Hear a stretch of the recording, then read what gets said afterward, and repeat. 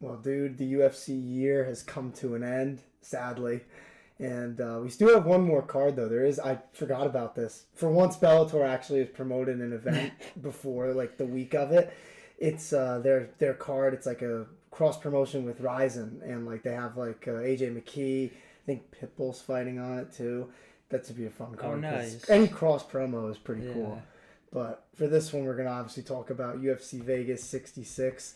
Another good night in the Apex. And I guess we could start with the main event because obviously, like, there's a lot of different ways that you could have, like, scored this fight. And, you know, some people were mad about the decision, some people weren't. But I guess, what do you think of this one just off, like, I guess a night later? Well, I mean, there's not, you know, like, I guess, like, people would only be mad, I guess, because let's start off by saying, like, this wasn't a robbery. Because we've already talked about, like, how loosely that word gets used in, when it comes to fighting. But this fight wasn't that. But the decision is pretty questionable, at least because how I saw it was Cannonier going for, you know, the finish just throughout, loading up as many power shots as he could to just put Sean Strickland just out. And Sean Strickland is the one trying to pick apart Jared Cannonier, like, technically, and then, you know, just win off points. And that's where you have, like, that dynamic clashing where, you know, it's just what are these judges looking for. And this decision tells me that they're looking for, you know, the guy who's, you know, I guess just the more the aggressor, the guy pushing, you know, I guess the urgency more and trying to go for the finish. And because I just thought Strickland just fought the better fight. Like, I thought Jared Cannonier, not that Jared Cannonier had a weak game plan going in, but, like, he was really, like, fixated on just, you know, I mean, we all saw a fight. How many shots did he have to load up, and then he didn't even really land, like, much of any. Like, I haven't really seen the scorecard, so I don't know how the significant strike battle went. The stats for it are very even, like, very even. Strickland landed more in the end of the fight, but he also landed at way less of a percentage.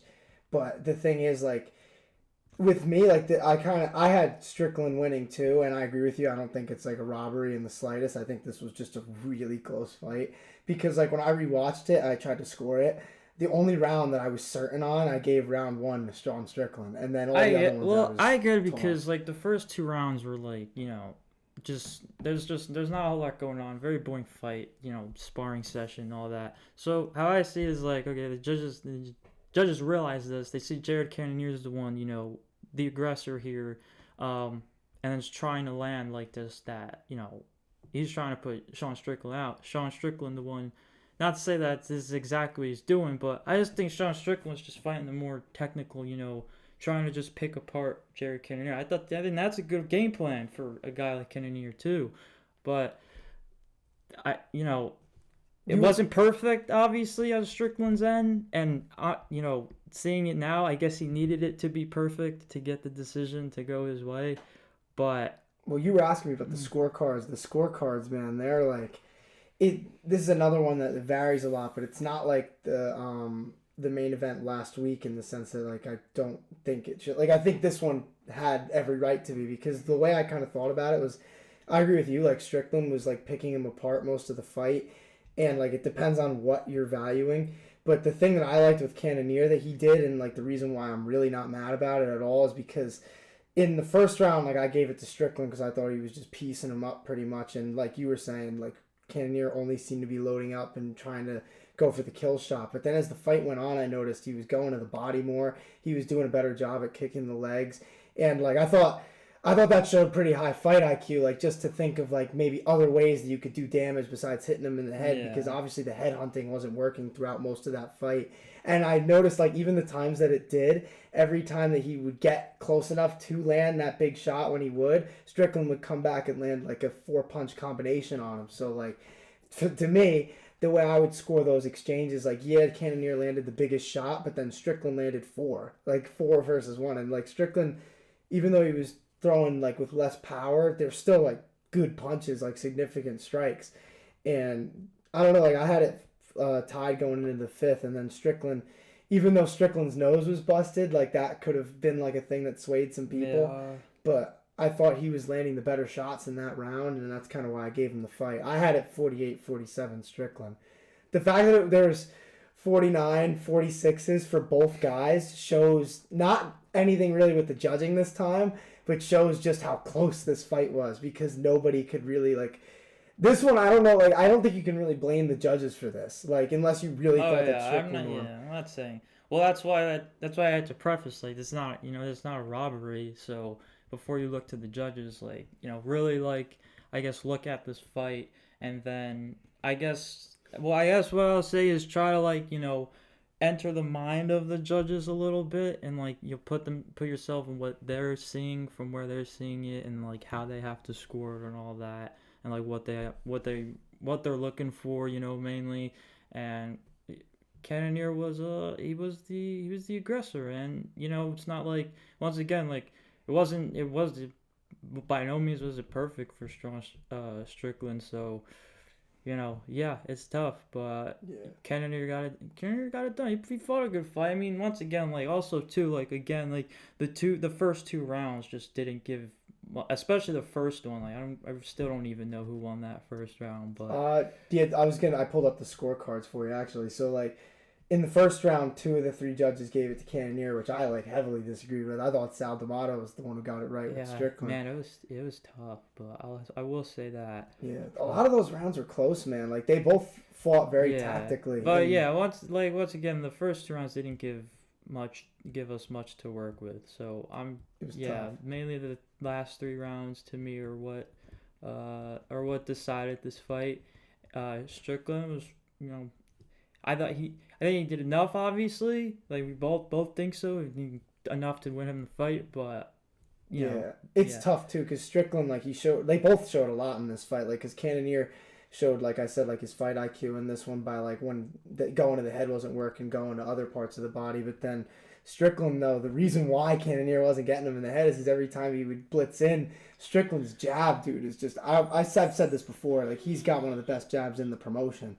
And he really showed it in this fight. And I don't know, man. Like, maybe it's just because Cannonier wasn't wearing the damage as bad. Like, I still think that could have something to do with it. But I don't know. I thought that Strickland maybe some underestimating going on from Jared Cannonier. Possibly. Thinking like not necessarily like one of these shots I'm loading up like is gonna land, but more like your game plan. Like, so I want to know, I am like curious now that I think about it, like, because I would think that the odds for this fight were pretty close going into it. I want to say that Cannonier was a very slight favorite when I looked at it like on Thursday or Friday, but yeah, I'm pretty sure. So I would think Jared Cannonier's thinking this is a fight he's got to win, and then Sean Strickland's the one that who's got to game plan a little more and just fight a more, maybe not really fight the fight he wants to fight, but just the fight he has to fight. Just once again pick Jared Cannonier apart. Once again, that fight IQ of Jared Cannonier is amazing, superb. So won him the fight if you really think about it. Like, it was impressive. Yeah, Sean Strickland's is he's and it's tough too. Obviously, like there wasn't much of a ground game to be had in this fight. So only in the first, which is like one of the reasons why I gave it to Strickland, because he didn't just have like control time. Like, he was controlling him up against the fence, and he was like landing. So. So thankfully, I don't think any controversy was to be had in this fight. But just God. You could argue the winner is no fair. Doug Crosby. Yeah, no Doug Crosby He's too busy telling somebody to get in the hole. Should we get into that now, or should we save that one for the end? Should we because I think about it like this, like for the sake of the show, guys, like yes, like we want to talk about this right now, but like we got to keep you guys waiting for something, right? Yeah. Like, think about it. So I'd say we go back to it at the end. What do you think? Yeah, all right, that's all fine. right, so keep watching. There's no master manipulation to be had for this card on Doug Crosby's end. Thank God. So. But The next fight that I was going to get into is the co-main, and I don't think the judges really could have done anything about this decision because Arman Tsarukyan just dominated Damir Ismagulov, and like it sucked to see this type of matchup because they're both really good up-and-coming dudes that nobody wants to fight, so they fought each other, which is the most respectable shit of all time. But you know, Arman Tsarukyan, he really just looked like the better guy in there. He's very strong, clear. Like it was kind of like the Islam Oliveira fight in the sense that like his strength really was like the big deal, because you could tell like Ismagulov was a good grappler and he could get up, but it's just when you're dealing with somebody who's way stronger than you, it's impossible to shake them for 15 minutes. So I don't know. I thought Tsarukyan really just showed out in this one. I'm glad he got like a good win, but I don't know if you had anything like really major thoughts on this one, because I want to say Tsarukyan was like a decent little like favorite too. No, I mean, yeah, I would think so too. Like it was a good year for Tsarukyan, I'd say. I think he really has put his name on the map in the UFC landscape, which is good. So I'm looking forward to seeing more of this guy. This was a really convincing win too. Like he just no one wants to fight either of these guys. So he called out Dariush or Oliveira. I also see these are the guys that I root for the most. Like the ones that like they're kept under like just below the radar because like like the people within the organization, whatever it might be, like they know how like good this guy might be, but obviously the casual fan or something like that, they might not know, or like even like an actual fan who's just because this guy isn't getting great fights or just many fights at all, like fans aren't really getting to see like what like the ceiling really is, what the potential really is. But it sucks too because guys don't want to fight guys like that because like you said, people in the organization, they know how good people are. Yeah. And they don't want to lose their ranking to an unknown number 12, like, or some shit like that. Because I remember, too, I always had a problem with this, and every time something comes up with it, I always post about it. It was when Islam, I think, beat Bobby Green, and they had Mike Chandler on the panel, and they asked, like, because he called out Chandler after the fight, and they asked Chandler, would you fight him? And he was like, well, I think he's really good, but he hasn't proven anything yet. I'm like, that's why he's calling you out. I'm like, so if you don't know if he's that good, why don't you show how good you are? And then he tried to walk it back later on. He's like, I never said that he wasn't. I'm like, shut up, dude. Yeah, that's exactly what you said. I hope he fights Connor, and that'll be a fun fight if that happens in the summer of next year. But we'll see where Tsarukyan goes from here. I mean, I liked his call-outs. He says he deserves a real like top 5, top 10 opportunity. I think he does too. I mean, he had a main event this year, like you said. Even though he lost that, 2022 has been pretty kind to this guy. So I think we'll be seeing more from him in the next calendar year, that's for sure. But another guy that we're really going to see a lot from, I think, in the next calendar year is Amir Albazi, dude. And I didn't know this. How is he not ranked? Like, I thought he was ranked already, and he was fighting someone below him, but no. Nope. And, we could talk about that brutal uppercut. That was just perfectly timed. But the first thing I think we need to cover is, like, this dude needs a ranked opponent next no matter what. Like, I don't care what strings have to be pulled. Like, somebody in that flyweight division has to be getting it next from Amir Albazi. And, yeah, I mean, that's really my whole take on this fight. Yeah, dude. I feel like the flyweight rankings are, like, wide open right now, too. Very like, really true. For, like, anybody to take, and then top 5 is a different story, but that's really it. Like, it's not just 5 rankings in the whole thing. Like, there's a whole entire top 15, so there's definitely a guy that should get a number next to his name, or at least just an opponent with a number next to his name the next time he's in there. Like, I wouldn't mind seeing him versus Tim Elliott. I don't know if Tim Elliott has a fight, but let me look that up. Actually, I could probably figure that out. Probably not, honestly. Yeah, I don't think I've heard anything, but like, dude, the way they announce fights nowadays, everything like goes under the radar. Damn, he's 18-12-1. What a record. He's fought some killers though. Like, that's not like, he's no slouch. Yeah, no, I don't think he has a fight. Dude, in June he was literally scheduled to fight him. Oh, yeah, no, this fight needs to happen now. We need to see that. Tim Elliott versus Amir Albazi. Book it, So Dana. Tim Elliott hasn't fought this year? I think he had. Yeah. Yeah, he fought in March. Yeah. On the Covington Masvidal card, which is actually the first card we did a podcast for. That's kind of crazy. Yeah, that's right. So Tim Elliott's been a minute, man. It's been literally since the dawn of this channel. So hopefully he gets back in there against Amir Albazi. Yeah, That'll be a fun fight. Like, it was when I asked if he's fought, like, it came to me for saying, like, wait, he has. I just don't know what card. Yeah, well, now we know. Covington versus Masvidal, man. Damn, what a throwback. Yeah, that was a good card too. But dude, there were so many good knockouts in this one. Like, I think the next one I wanted to talk about was Alex Caceres, because that finish, just the sequence that he did that in, was just beautiful. Like, that left hand into the high kick. And like, it's amazing, like, sometimes how fighters won't see something coming. Because, like, I've just thought about it, like, when they showed it in slow motion yesterday. Erosa's, like, after he, like, gets out of the way of the punch, he's probably thinking, like, ha, got out of the way of that one. Then lights out. Like, just head kick right to the dome. And I'm like, that was just... I love shit like that, dude. Like, I'm a fan of, like, technical striking. And that's some high-level shit that he pulled off there against Julian Erosa. That's how you set it up, man. That's how you set it up. Yeah, man. And Erosa's, like, good, too. But he's definitely a little bit of a brawler. He likes to keep his head in the pocket. That time, he actually got his head out of it. But, kickboxing... That was the pure definition of boxing range and kickboxing range being two different things. Like, if you didn't know that before, now you do. Because, that's why they talk about that. Like, the casual fan will, like, think pride to themselves, what's the difference? But, like, kickboxing range, like, it sounds similar, but it's definitely wider range. And Erosa got out of boxing range, but, man, his chin did not get out of that kickboxing range, and he paid for it. And I'm impressed by Caceres. And, like, I've said this before, like, he's one of those dudes who's, like, on the top 15, like, fringe. But, again, like, he's been in the UFC forever. Whenever this guy puts together a win streak, I always say give this dude a ranked opponent, because I don't know, I just have some faith that at some point he's going to get a little further.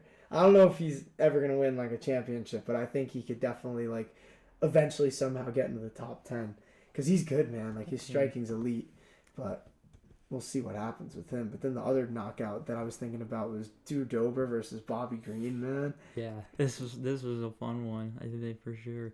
I was looking forward to this one a lot, too, when the card was announced. So I'm glad it lived up in a way, at least.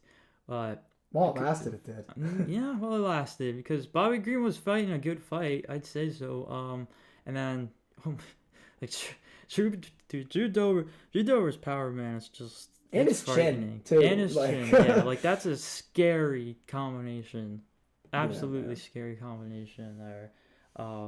But Bobby Green, I also just, like, feel bad for him, because, man, it's like, is it coming to an end? Like, are we almost there with Bobby Green? Like, he's had a rough patch lately, it seems like. It's tough.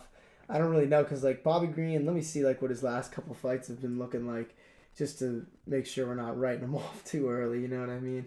But he's 29-14 now. God, that is an old picture of him on Tapology.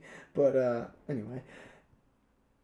Oh, that's right, because I remember, he got the fight booked versus Jim Miller, but then it got canceled because he got the USADA suspension. And then now he fought Drew Dober. So his last fight, though, was in February, and it was the Islam fight. Yeah.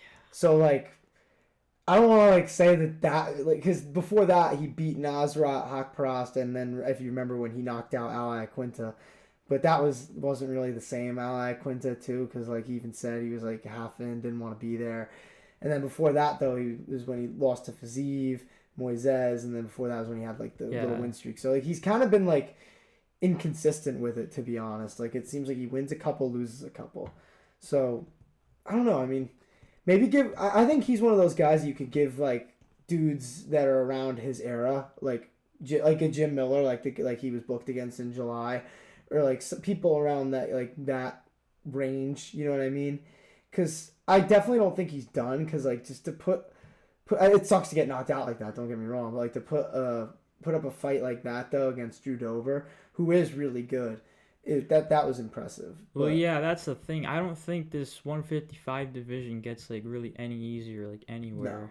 No, like, definitely not. Not in the rankings, at least. Exactly, yeah. So, like, I hope so. Yeah, I hope there's still plenty of Bobby Green left to go. It's always such a fun fight to watch with him. But, you know, you don't want to see, you know, like at the same time, you don't really want to see him. You don't want to see him get put out like that. So yeah, that's what I'm saying. Give him some like older fighters who like.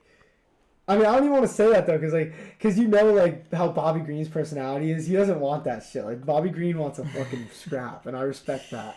But like, yeah, you're right though. It's tough because he's definitely getting up there in terms of fights, but it's tough too because his style with the shoulder roll, like that's kind of what leads to him getting finished sometimes. Like, because Drew Dober, he's really accurate in there, and he found the chin in that exchange and just slept him pretty easy.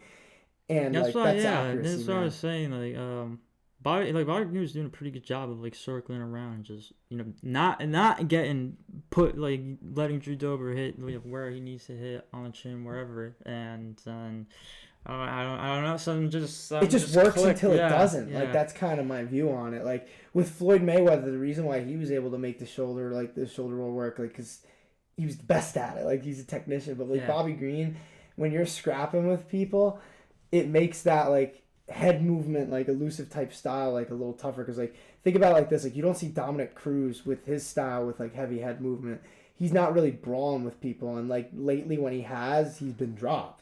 So like yeah, and Dominic Cruz doesn't really have his hands up all that much either when he's standing up. So I mean, and their styles are like vastly different, but I'm just saying like with the head movement side of it, it's just it works really until it doesn't. Like that's just what it is at the end of the day. And then Drew Dober though, like I said, like when you got accuracy like him, you're gonna find the chin at some point if you don't get finished. And obviously he did. Yeah. And then he was talking about wanting Jalen Turner's problems, and I like that. Dude, Drew Dober's another guy like Bobby Green who's always just looking for a fun fight, and this is another one that would be really crazy because Jalen Turner, for those of you guys who don't know, is just he's like the Kevin Durant of the UFC. I love that about Drew Dober because Drew Dober's looking for a fun fight, but Drew Dober's also like he's giving guys really tough fights too. Always does, dude. Except Islam Makhachev. Islam Makhachev fucked him up. But I like the fight idea with Jalen Turner because his last fight, I mean, he knocked out, he submitted Brad Riddell. Then he, before that, knocked out Jamie Malarkey, rear naked choke over Euros Medic. So, like, he's one of those guys who's getting in, like, the upper echelon, too. And I think that this would be, like, a fun time to see him fight, like, a guy like Drew Dober because Drew Dober's a lot smaller. But, dude, he packs a punch. And, like, you make mistakes against him, you're going to lose. So I like the thought of that fight, and hopefully they book it because I think it'd be a fun one for the fans. I think anybody would agree with that who knows both these guys. Yeah, that's worthy of a spot on a pay-per-view card, if you ask me. So. Oh hell yeah, dude! Yeah. We need that, or maybe on a fight night to make them not as shitty. yeah, I agree. But anyway, I'm not saying that this card was because this one was pretty good, but then here's a pronunciation that's definitely not going to happen. I'm just gonna say Michael. I know it's not Michael. It was the Polish guy who's got the crazy good body punches. Oleksiejczuk. Wow.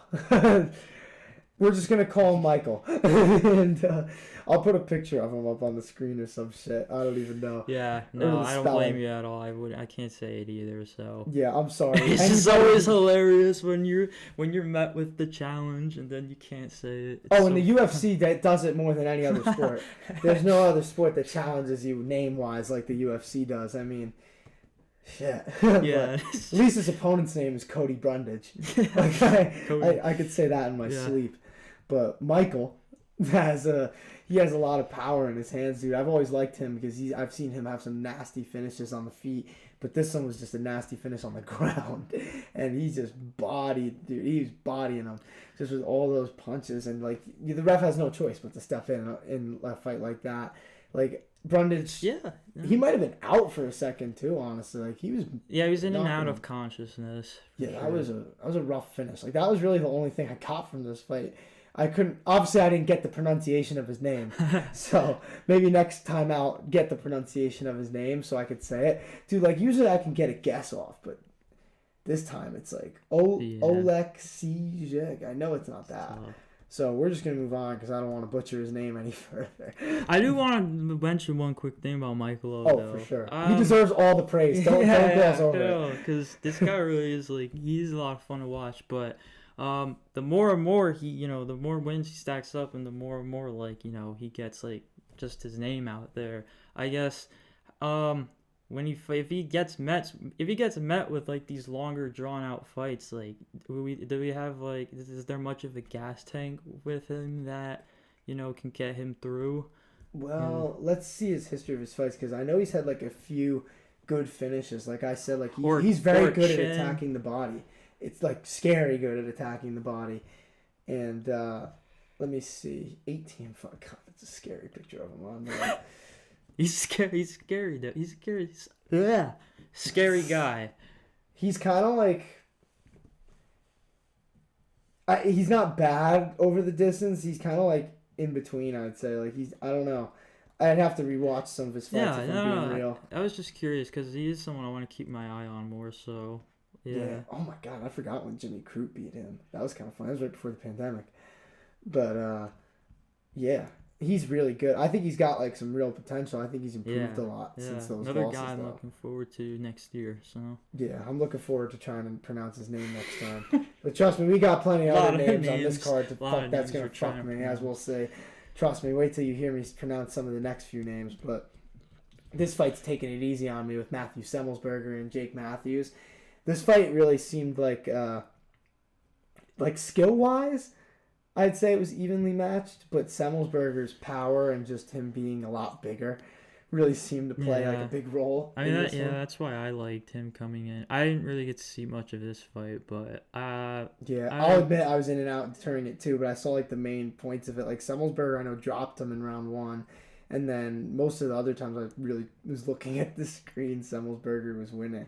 But I think very highly of him. I wish I would have gotten more of this fight in time for the pod. But he's got Jake Matthews is a good fight for him too. It's a solid step up. Yeah. I mean, last fight I think it was the guy Fletcher, AJ Fletcher. Remember that for fight? For Semelsberger, right? Yeah. And then I don't think he won that fight, did he? No, he did. That was a crazy fight. I remember because I thought that Fletcher was gonna win, because if you remember that was like his UFC debut. So I was like, they're putting Fletcher up against Semelsberger. Oh, yeah. It's all coming back now. Yeah, it's hard, man, all these fight nights to remember, trust me. But it was a good showcase for Semelsberger. I hope he gets another good guy. He's got to stop brawling a little bit, though, because if he gets into the upper echelon at 170, he's got, like, the physical attributes to win fights there, but if you're just throwing caution to the wind sometimes, there's going to be dudes up there, like Gilbert Burns, or even like guys like Shavkat Rakhmonov, who's going to be fighting in the first event of next year. They're going to put his like lights out if he gets into the ring. think the UFC realizes that and knows that too, so why they're going to keep finding like the absolute best matchup possible for him. But yeah, like if he's gonna keep stacking them up and stuff, like you obviously have to go up in competition. So and I think he's earned it. I mean, Jake Matthews is a good win. I mean, let me see like what the top 15 is looking like for 170. That's as clogged of a division as you'll ever see. But yeah, I don't know if I really see any fights for him that like make much sense. It's kind of tough.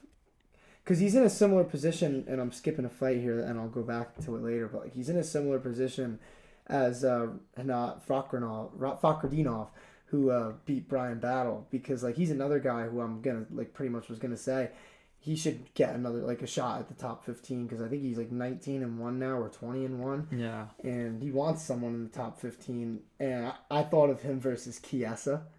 What do you think of that? Because like I think Fakhretdinov against Brian Battle, like he did really good like on the ground, but I'm curious to see how he'd do against somebody who's like should be equally as good as him, or like on paper is, because Chiesa's proven it in the cage. But what do you think of that matchup? I think it makes sense. Yeah. Where Where is Mike Chiesa ranked these days, anyways? He is at number 13, which is why I think it's like a good entry level fight to get him up there. And then when he gets to number 13, all the top 5 guys aren't going to want to fight him. So it doesn't even make a difference at this point. It's tough, man. Welterweight is one of those divisions, like, it seems like nobody wants to fight anybody these days besides Gilbert Burns. He's the only guy I ever believe when, like, I see fight hype. Like, he said, well, because Masvidal said that Burns was lying about the UFC, like, sending a contract to him, and Burns said in, like, a press conference, he's like, well, either Masvidal is lying or the UFC's lying, because I got an offer. And I'm like, I believe him. Because Gilbert Burns has never, like, seemed to be the guy who's going to turn down a fight. And, like, that's been proven because he took a fight with Neil Magny, like, right after. Because Neil Magny called him out. And he's like, fuck it. That's why I love Gilbert Burns, man. He's awesome. I can't wait for his next fight. Mm-hmm. But I'll wait till all right, here we go. We're going to get 2 names right now that are going to be quite interesting to pronounce. Said Nurmagomedov, not too bad. And then we got Said Yakub Kakhramonov. Sure. And he finished Said Yakub by guillotine, and that was like a nice comeback win for him. Although the writing was kind of on the wall throughout the whole fight because he was attacking it the whole time, and Said Yakub really didn't do a good job with his head positioning, and I think that that's something he should probably work on for his next fight because the first takedown, literally, Nurmagomedov was able to get the guillotine like pretty deep, but Said Yakub ended up getting out of it. It's tough. Yeah, with this, well, it definitely seemed like the longer that fight was gonna go, the worse it was gonna be for Kakhramonov. So, not to say that you really like a finish was expected, but you could see it throughout the fight. Like momentum was just shifting more and more for Nurmagomedov. So, no relation to Khabib, by the way. ESPN MMA. They fucked that one up. Do you remember? I think we were talking about this like a few weeks ago. It was whenever Usman Nurmagomedov won and Islam won the title. I think within like the same weekend, and ESPN MMA like put out a stat.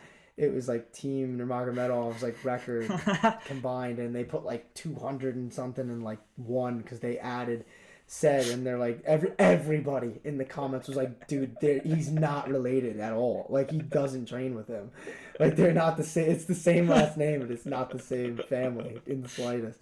And they deleted it and then like put up a better post about it. But I thought that was funny. That really is fucking hilarious. Dude, the MMA community don't let anybody get away with anything. Well, yeah, that wouldn't even that graphic, like that stat, whatever you want to call it, it wouldn't even be a thing without Khabib. So the fact that it is funny, in the first place, and then then just because this guy's last name is the same as Khabib's, you just put him in, even though there's no relation whatsoever. You just assume. Yeah. You just assume. I'll tell you a funny. Oh, his last name's Nurmagomedov. He must be pretty good. I'll tell you a funny story. So, like my mom sometimes she'll see people like with the same last name, like celebrities or something. Who was it today? It was Saquon Barkley, and she's like, "You think he's related to Charles?" And I'm like, "No, like, no, I don't think he's related to Charles. I'm highly doubt it." No, not at all. Yeah, man. So I don't want to roast her too much, so we'll just move on from that one. But the only other fight I really wanted to talk about on this card was honestly a fight that was buried in the prelims that could have been on the main card. Manel Kape versus David Dvorak. Like, that was the second fight of the night, and I have no idea why. But Manel Kape just beat the living shit out of David Dvorak. Because, like, the first round he got him in a Kimura that I thought Dvorak's shoulder was about to get ripped off. And then in the second, was it the second round that he got the finish in? Or no, he didn't even get a finish, it was a decision. Yeah. So, yeah, he just beat the crap out of him for 15 minutes. That's tough. Yeah, he might as well have gotten the finish. Like, the last round, Manel Kape's in there dancing and stuff. Like, yeah, it was long done. So, yeah, Manel Kape, I think he's easily one of the most exciting fighters the UFC has on the roster right now. I think Star boy. Yeah, they're definitely going to keep, and then obviously, yeah, with a nickname like that, too. They're definitely going to keep looking to push them, I feel like. So, I have a fight that I would like to see that might work out timeline-wise because the guy who I have him up against just fought recently, too. and he is number 5 in the flyweight division, Matus Nicolau, because I think they're both really good strikers.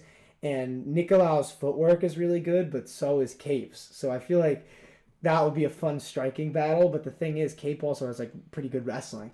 So I'd be curious to see how he approaches that fight. And he's going to be going up now because David Dvorak was number 9. Amir Albazi was actually... Oh, wait. Dude, Amir Albazi is ranked. What the hell? How did I just miss that? He's number 8. Yeah, so he's ranked. Okay, that's good. Why is he fighting? Dude, why did he fight someone like... Didn't he fight someone unranked? Dude, why? He's like ranked number 8. That guy's got to be calling for like somebody above him. I mean, what's he getting unranked fight for? That and like it's no wonder. It's no wonder we thought for a second he was still unranked. Cause maybe him versus Manel Cape would be fun too, in like a co-main event of like a fight night. Maybe. I think I'd rather see something else, but I still like Nicolau but better. Yeah. I don't know about for Albazi. I like that changes everything for me because like I was saying get Albazi a ranked opponent like. Dude, he's number 8. Get him a ranked opponent. Yeah, what the hell? What are we doing here? He's fighting guys who are outside the top 15. He's clearly like one of the best flyweights.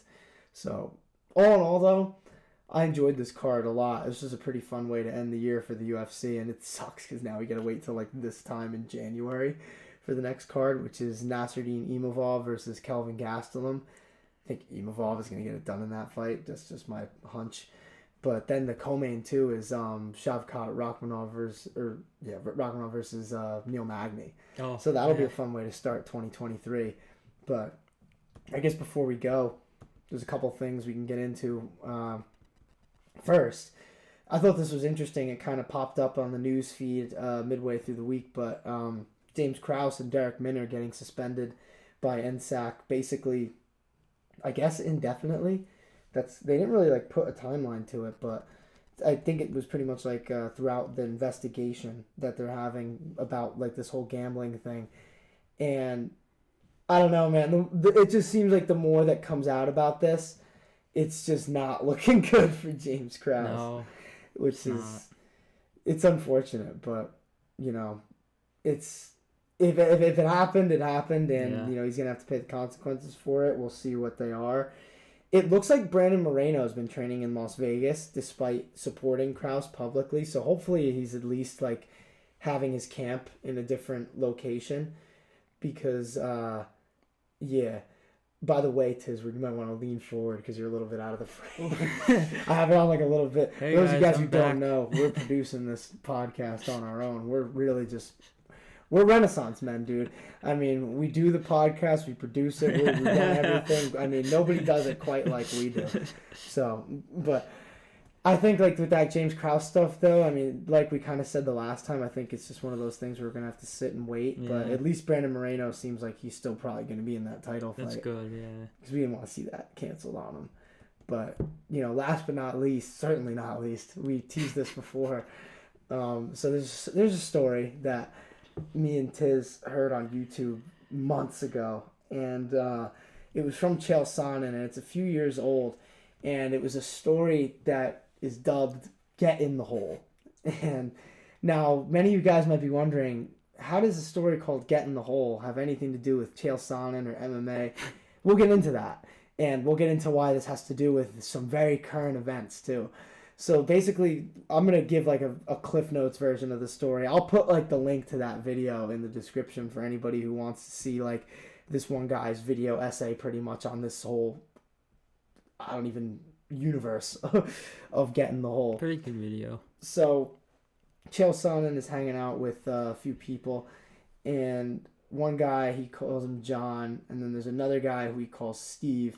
And there's a few other characters that are to note in this story, but not totally. And basically, all these guys are working on a movie set, and John was telling Chael Sonnen this story after like a night out or something in the car. As they said, here we are all in this car together in friendship. So that's kind of where they were at, all friends here. And so John starts to tell this story about being on a movie set, and they walk into this room, and there's a trap door, and you see like in this hole, and the quote is, "It could have been 10 feet deep, it could have been 1,000 feet deep." So right there, like, that just tells you that this might be a weird situation. And John kind of knew that this probably wasn't good for anybody, as Chael said. So he put a bunch of stuff over it. But Steve comes into the room, and he takes the bag and the blanket off, and he sees the trapdoor. And this is a quote verbatim. For reasons unknown, he tells John to get in. And this is the beginning of quite an ordeal for John.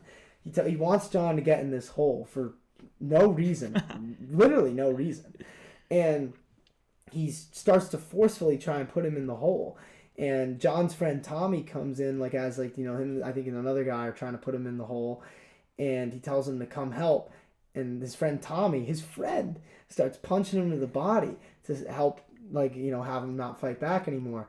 And eventually John kind of relents, but he's like, if I'm going in this hole, Steve's coming with me. So he grabs him. And then Steve pulled out a knife and pulled it on John. And that's kind of when the whole situation ended. John was kind of traumatized.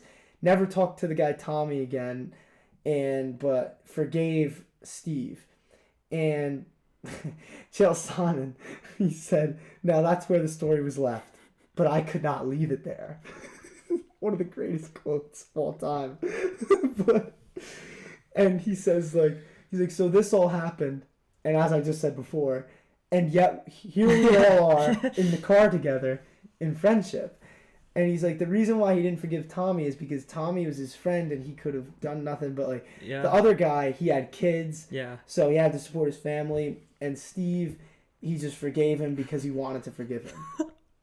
And, you know, Steve, his logic behind it, he's like, well, you don't understand. Like, this wasn't me trying to hurt my friend.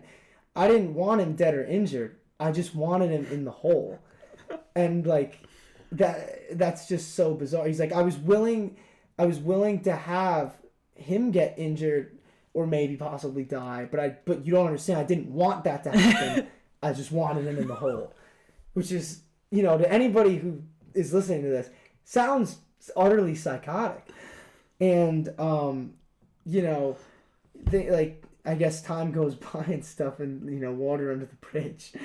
But the thing to note here about Steve is that he said something too that was kind of crazy. He said, if you really think about it, the only person who didn't get exactly what they wanted was me, because John didn't want to get in the hole. Ultimately, he never did go into the hole. Steve wanted John in the hole, but John did not get in the hole. So ultimately, Steve didn't get what he wanted. And so Steve makes John feel like the piece of shit for not getting the hole, and therefore Steve has a very bad victim complex. That's therefore John forgives Steve. Now you're probably wondering, why are we telling this long-winded, ridiculous, crazy story on this podcast? Now Because Steve's name isn't even Steve. Apparently, I don't want to say definitely because I don't want us to, like, be wrong for some reason, but I don't think we are, because it seems like there's a lot of people who've confirmed this. But according to this video, Steve is controversial judge Doug Crosby, who not only butchered the Stott Sabatello fight, but butchered the Paddy Pimblett fight, as we talked about. And now, there's really no reason why we're telling this story, besides maybe having you guys think about it in the sense of, like, all right, well, if Steve, aka Doug Crosby possibly, did this stuff, he's judging fights. And, like, he's an odd fella if this story is true. And it seems to be true. Like, you know, Chael Sonnen has told the story before. The original video got deleted from YouTube, I think. He has the video that he does still have up, though, is a phone call with John. So if you guys think that I'm spouting bullshit, I'm going to put this all in the description so you guys can watch it for yourselves if you guys want to get into the Get in the Hole lore. Because personally, when I first heard this story, Get in the Hole is probably the greatest story I've ever heard in my life. And, like, it presents unique psychological things to analyze. And, you know, this is a story possibly about a judge who is one of the most controversial judges in the sport. So, does that impact your view of him? Does that impact your view of him in terms of judging fights? Well, my view of him is that I think he revels in the fact that everybody thinks he's an idiot. He doesn't know anything. He can't judge a fight for his life. Like, what is he doing here? And yet here he is judging fights regularly. And the thing that Chael says though is like he may think like that, but Chael says he's a genius. He says he's really smart. What it is master manipulation. It's an interesting case. It really is, because I mean, like, when Steve says that he didn't get what he want with John getting in the hole, he's not lying there. That is what he wanted. He wanted him in the hole, and it never happened. But if you think about what he tried to do to get John in that hole, that could have been 10 feet deep, could have been 1,000 feet deep. But ultimately, I should say this, was about like 6 feet, because it was like a stage thing, like for magicians. So, wasn't that deep. John might have gotten hurt, wouldn't have died most likely. But the fact that they didn't know that at the time of the assault, at the very least, assault with a deadly weapon at one point, which is kind of crazy. It's crazy, like, when you think about this story, because it's like, this guy on YouTube, like, found all this dirt and, like, basically concludes that it's Doug Crosby, but, like, it's a wild I really don't know what it is, because to me, I think with Doug Crosby is he's the guy that he sees that, so he says that all this stuff is over the hole, and I don't even know, did he even know did he know that John was the one that put stuff over the hole? Yeah, I think he knew that, like, he sensed that, like, there was probably something weird. So, like, I think of that, like, I would say Steve, because I don't even want to say Doug, like, because it makes me feel weird saying Doug Crosby, because it's like, yes, this guy, like, on this video, like, like I said, I'm gonna put it in the description for anybody who wants to see it. You can see, like, all the, like, investigation that this guy did, and it's incredible, like, the way he snuffed this out. With Steve, how he looks at it, when everyone is zigging, he's the one zagging, and that's why I think he takes absolute pride in being, like, the most controversial. When fighters are on the podium and stuff talking about, like, what is this guy still doing here? I can't stand this guy. Like, I have problems with this guy. He doesn't know how to judge a fight. I think he absolutely takes pride in that. And it's like, it's he knows, like, you don't think, are people referring to you as a genius on their podcast? Like, no. So we'll put it like this. Like, if this getting the whole story is in fact true and about him, it definitely makes you wonder if that's what's going through his mind. Yeah. That's for sure. But, you talked about it. He zigs when everybody else is zagging. And, I think we're going to zig when everybody else is zagging in 2023 with the Her Handbook podcast. We'll definitely have another probably pod or two to end the year off. We'll probably we'll talk amongst ourselves about, like, the next week, because obviously Christmas. But we'll definitely have at least one pod before the end of the year. Probably like a year in review type thing. Like I said last week, we could do like top 10 moments. I did have one thought when we were talking about Fakhretdinov's win, about the just welterweight division as a whole. Sure. When, like, because I think 2023 is going to be an extremely, like, huge pivotal year for the welterweight division. I think it's going to, like, I'm not gonna say I think it will change completely, but I think that is definitely the division to have, like, the most, like, like, what's even the word I'm looking for? Like, I guess, like, attention around it, just because of now, just of how much, like, turmoil and drama that goes within it, with guys like Kobe Covington and Jorge Masvidal, like, it's really, like, it's a pretty big deal when those guys are fighting, and then now you have the Leon Edwards, Kamaru Usman trilogy going on, and if that happens though, because apparently Usman's getting hand surgery. There you go. That too. So, like, I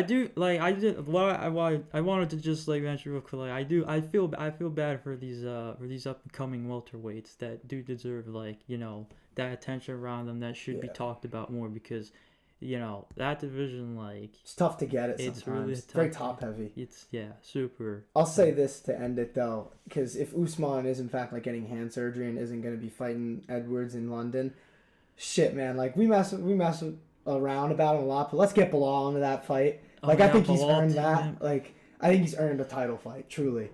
So if it's not going to be Usman, let's get Belal. I want to see that rematch. And I guess with that, that'll be the end of this show. We'll be back either next week or the week after with some more MMA content for y'all. So we'll see you guys then.